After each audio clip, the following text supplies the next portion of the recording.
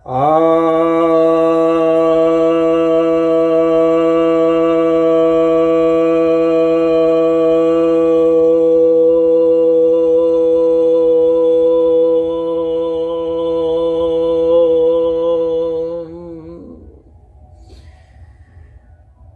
भक्तजनों को सप्रेम नमन।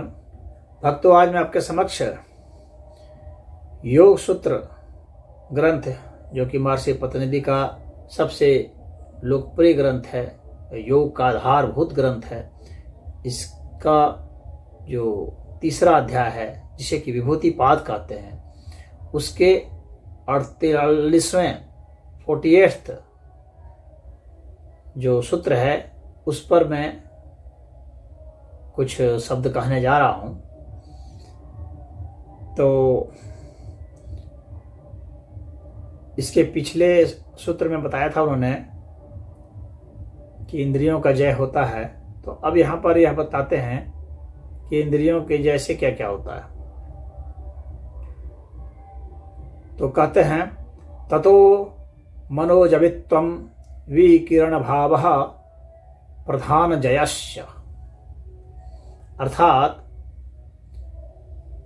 उससे यानी इंद्रिय जय से क्या क्या होगा? मनोजवित्व। तो मनोजवित्व, विकिरण भाव और प्रधान, इनका जय होता है। मनोजवित्व का अर्थ हो गया कि मन के ऊपर जय हासिल कर लेना। मन के ऊपर जय हासिल करना मतलब कि मन जिस हिसाब से गति करता है वैसी गति कर लेना। मन जितने दिशाओं में जाता है उतनी दिशाओं में चले जाना। मन जो कुछ भी कर पाता है वह कर देना, यह इससे संभव हो जाएगा। मन भी क्या है? वह भी इंद्रिय है। तो इंद्रिय जय में तो मन का जय हो ही जाना है। तो यहां पर यही है कि मन के ऊपर आपका नियंत्रण हो गया तो मन को आप किसी भी दिशा में फोकस कर सकते हैं, एकाग्रचित कर सकते हैं, उसको फैला सकते हैं, उसको सिकोड़ सकते हैं, उसको घुमा सकते हैं, उसको अपने भीतर भी ले जा सकते हैं। यदि आप उसे फैलाते हैं बाहर की ओर तो फिर वो बाहर संसार में आपको अलग अलग प्रकार के भेद दृष्टि देते हुए उन सब के रहस्यों को खोलेगा। संसार के जो पदार्थ हैं, तत्व हैं, जीव हैं, उनके रहस्य को खोलेगा और अपने भीतर ले जाएंगे। तो मन जब भीतर जाएगा तो प्रज्ञा और आत्म तत्व, परमात्म तत्व, इन सब में आपको उतार देगा, उन सब के रहस्यों को भी आपके सामने ला देगा।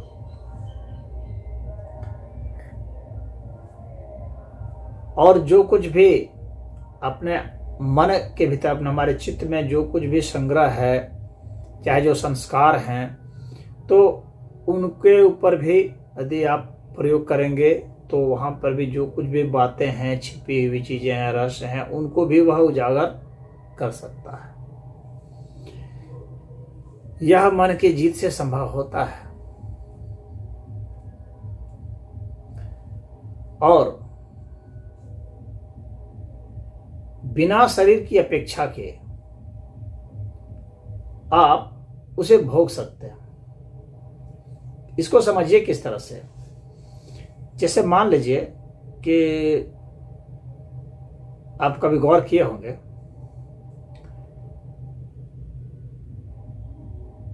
आपने इमली नहीं खाई है, लेकिन जब हम याद करते हैं तो आपके मुंह में खट्टा खट्टा स्वाद आना शुरू हो जाता है, रस आना शुरू हो जाता है। यह क्या है?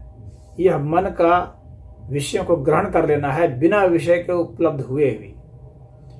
यानी कल्पना के जरिए आप उस चीज को ही महसूस कर सकते हैं। यानी जो विषय बाहर है उसका हमारे दिमाग में जो संस्कार है, वह संस्कार हमें उस चीज का आभास करा देता है, वैसा महसूस करा देता है। हमें वह सुख प्रदान या दुख प्रदान करा देता है। शत्रु को याद करके हमारे जैसे ओठ सूखने लगते हैं, दिल धड़कने लगता है, यह क्या है? ये मन जब वहां जाता है तो फोकस करता है तो मन बिना विषय के उपलब्ध हुए ही मनुष्य कल्पना करता है, भूत है सामने में, तो भूत का जो प्रभाव है उसके शरीर में आना शुरू हो जाएगा, क्योंकि मन ने वह कल्पना शुरू कर दी। तो मन उस विषय को भोग सकता है बिना उस विषय के उपलब्ध हुए। सामने में स्त्री नहीं है, पुरुष उसको याद करके वो सेक्स का सुख ले सकता है। स्त्री भी उसी तरह से पुरुष को भोग सकती है, सुख ले सकती है। कोई चीज जो आपको खाने का हो, देखने का सुख हो, या त्वचा का सुख हो, कोई भी सुख है, गंध का सुख है, सुनने का सुख है, तो आप याद करके ही, यानी मन के जरिए ही आप विषय को भोग सकते हैं। इसका अर्थ यहां पर ऐसा है। यह ग्रहण करने का तरीका हो गया इंद्रियजय होने पर।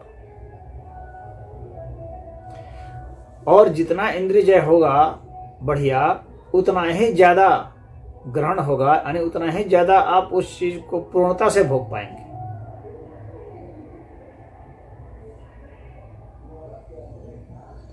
और सिर्फ भोग ही नहीं पाएंगे, आप उसी तरह से योग भी कर सकते हैं।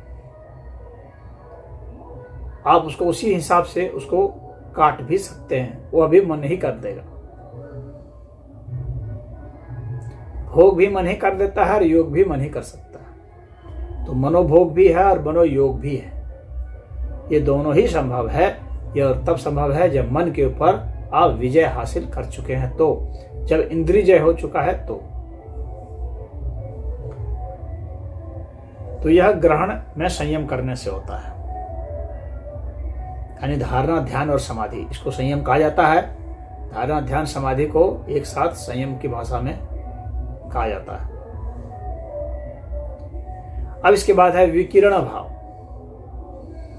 विकिरण भाव का अर्थ हो गया कि उसको प्रकाशित कर देना।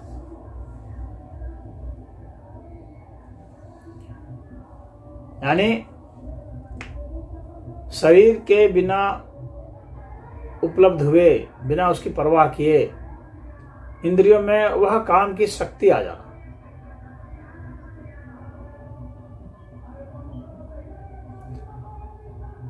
यह जो है विकिरण भाव है, यह थोड़ा कठिन कार्य है।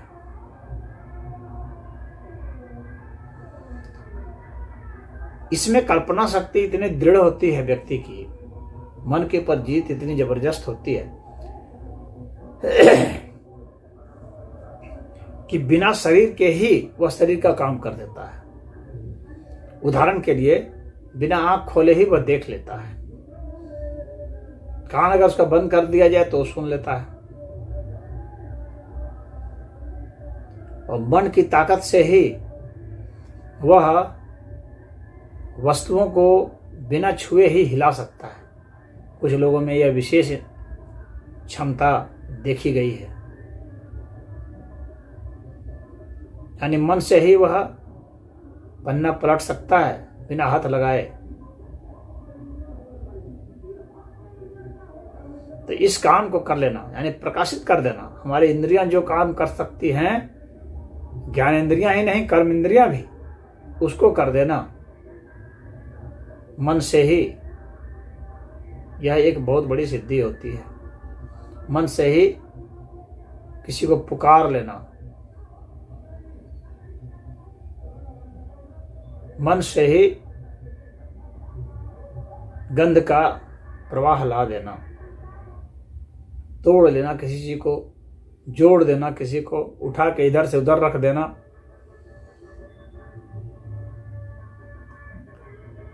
यानी पदार्थों में गति उत्पन्न कर देना, सिर्फ बैठे बैठे मन से ही, कल्पना से ही। यह संयम के जरिए संभव है।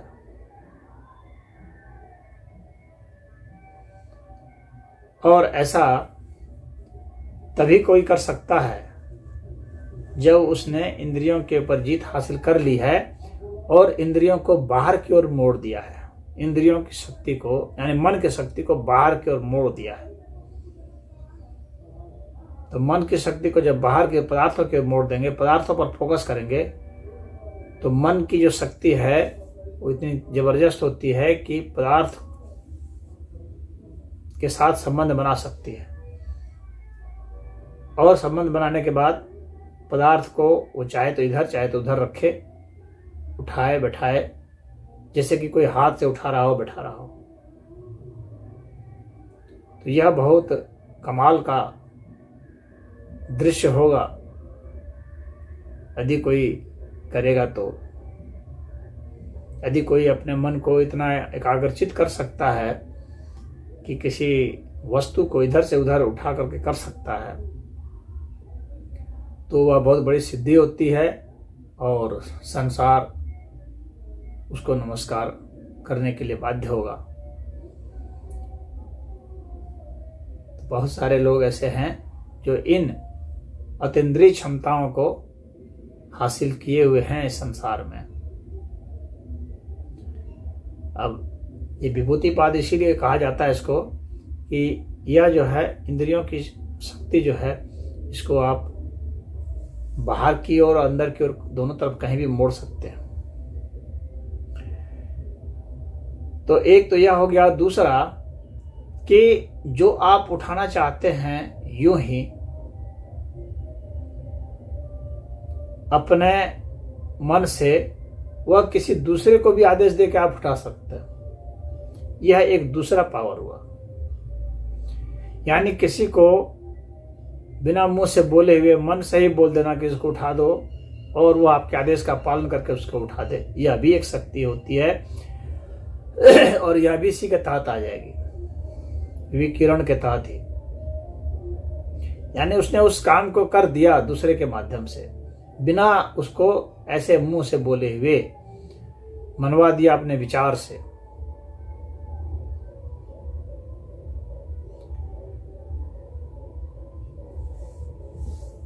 बहुत सारे साधु संत होते हैं जो कुछ कहते नहीं हैं, उनके इर्द गिर्द सारे काम होते चले जाते हैं। जैसे घर बन जाना, आश्रम बन जाना, गौशाला बन जाना, गाड़ियां को आ जाना, सब कुछ हो जाता है। तो वे किसी को बोलते नहीं हैं, लेकिन मन से बोल देते हैं, और वह जो है सामने वाला व्यक्ति, वह उनके उस विचार तरंगों को पकड़ लेता है और वैसा वह कर देता है। यह भी विकिरण ही है।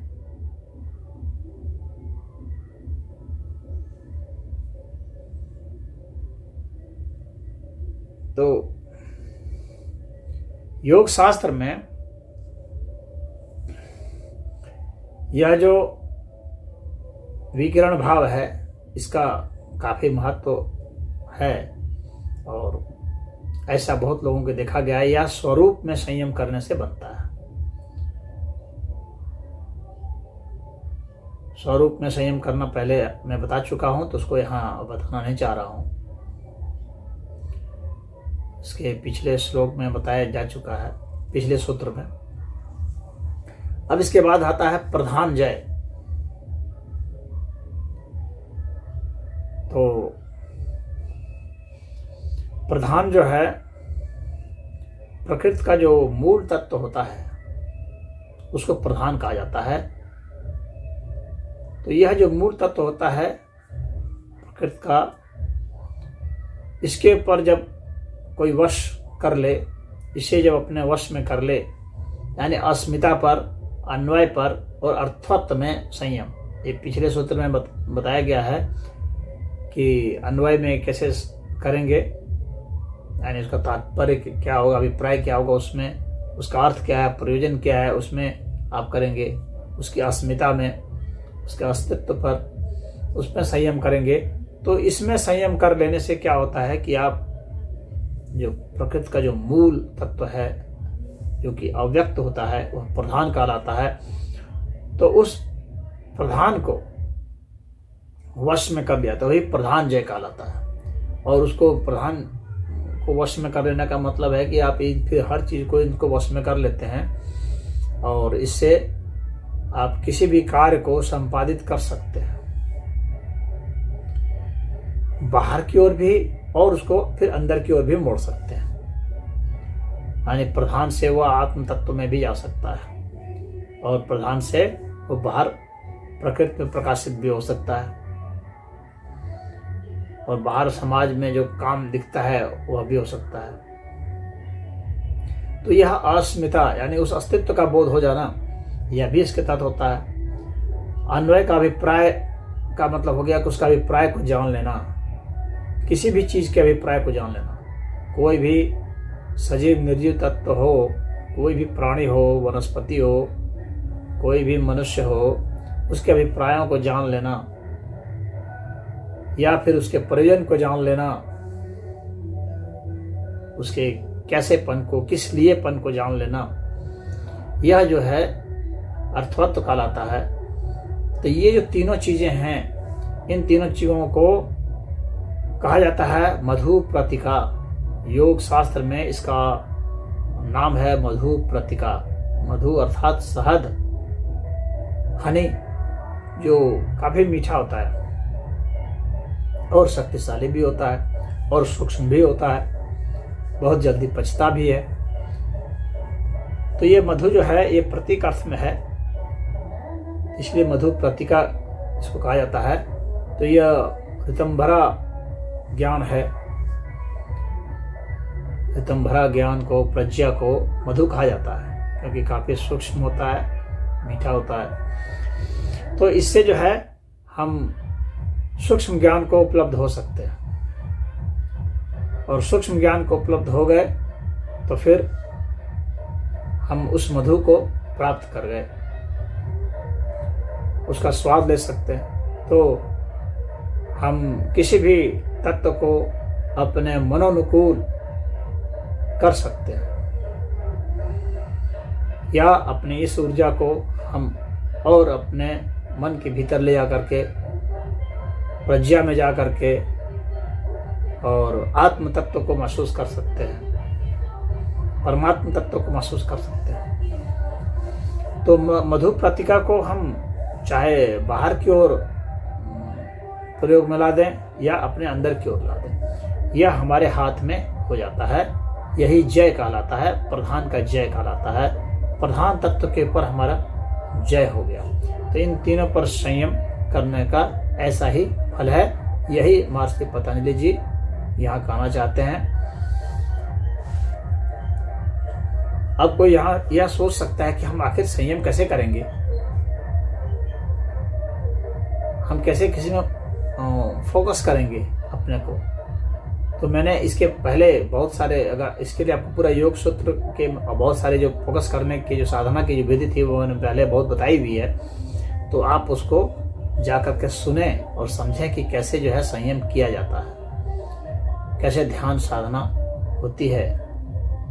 तो वह आप समझ जाएंगे, फिर आप अपने उद्देश्य के अनुसार से वैसा कर पाएंगे।